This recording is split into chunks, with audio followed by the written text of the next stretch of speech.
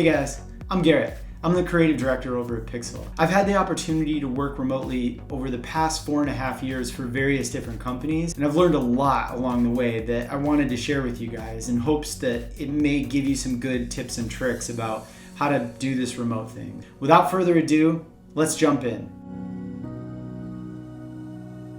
But before we get too far, I wanted to talk about something that is really important and basically the core of what we should be striving for as working remotely. The onus is going to be on you and I and everyone to make this thing work. The goal should be to be as effective at home as you are in the office. And I think if we can achieve that, then easy peasy, that's what we should be going for. So let's jump in and see what some tips and some good tricks are to help us to do that. So what we're going to cover in this, first thing is communication and collaboration. And the second is finding that work-life balance when you're at home. And then the third are some really good tools of the trade to help make this easier.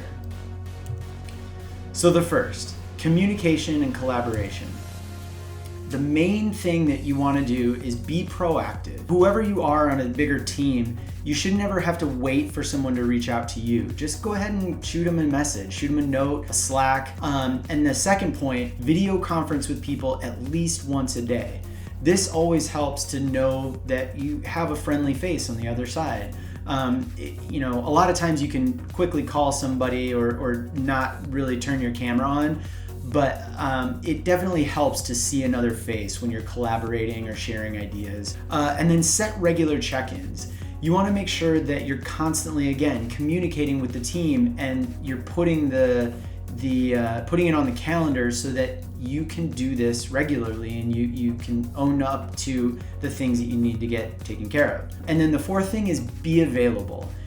We know that everybody's going to be very busy, and when you're at home, there are things that are going to come up, but again, just be communicative with your team if you have to step out, but make sure that you can do what you need to get your job done, whether that's take a call, make a calendar invite, or take care of a project, whatever it is. Just make sure that you're available to help.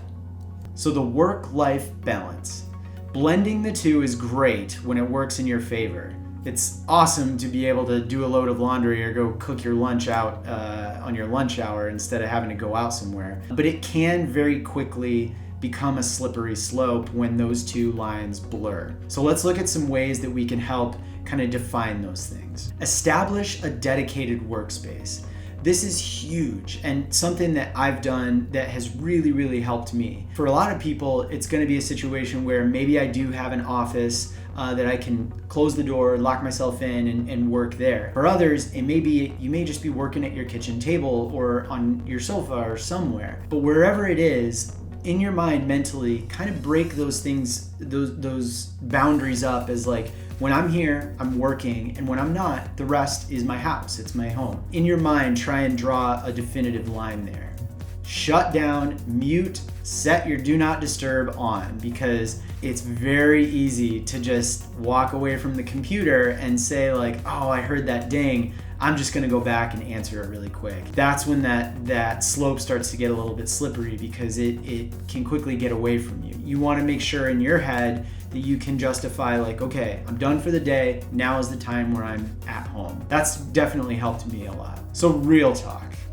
There is a real fear of people who work from home feeling like, oh my gosh, I don't want people to think that I'm just slacking off. So you constantly try and over communicate and you do these things. But when you think about it in reality, when you're in the office, you go to the bathroom, you go to the kitchen, you go and chat with a friend in another office or somewhere else. There are moments where you get up and you walk around and you do other things. And just like at home, the same thing happens. I think the important thing is you want to communicate with your team and just let them know like, hey, I need to go clear my head, I'm gonna go on a walk, or I'm gonna step out for a few minutes to go grab lunch. And I think if you can communicate, that's gonna help everybody. So some good tools of the trade. So with the right tools, anything is possible. And I've had the experience to be able to work with a lot of them that have made life infinitely easier. So Google Hangouts and Google Meet are essential in being able to communicate with not just internal teammates, but also clients as well.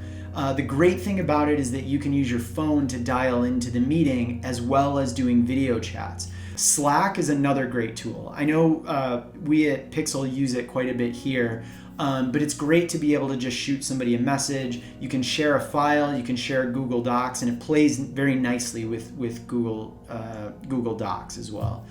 Screen sharing, both in Google Hangouts and in Slack, you have the ability to pull stuff up on your screen that you can show to other people. So if you're working on editing a piece and you're saying, oh, this part right here, feel free to screen share that. And most of these tools have the ability to circle something and say, oh, there's color mismanagement here, or there's a weird audience member or whatever over in this direction. And it's a great tool to use to be able to communicate with a lot of people. And then calendars.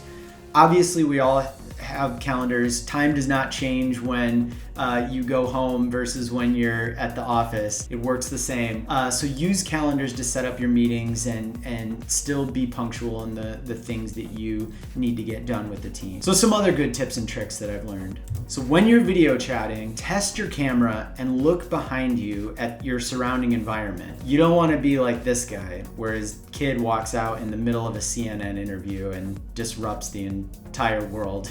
So check your background. Look behind you. Do you have dishes sitting out? Do you have your underwear displayed on the bed? Just make sure that however your background looks, you're okay with your teammates and or a client seeing it. And then dress to impress. This is something that I've always tried to do. I think for remote employees, there's this idea of like, yeah, I'm just gonna lounge around in my sweatsuit, eat chips all day, and just bang away on my laptop. And in reality, that doesn't really work that well, because if you are video chatting and communicating with people, you want to look professional. You want to look as if you would look like you're in the office, because that's how you want to present yourself. So just keep that in mind.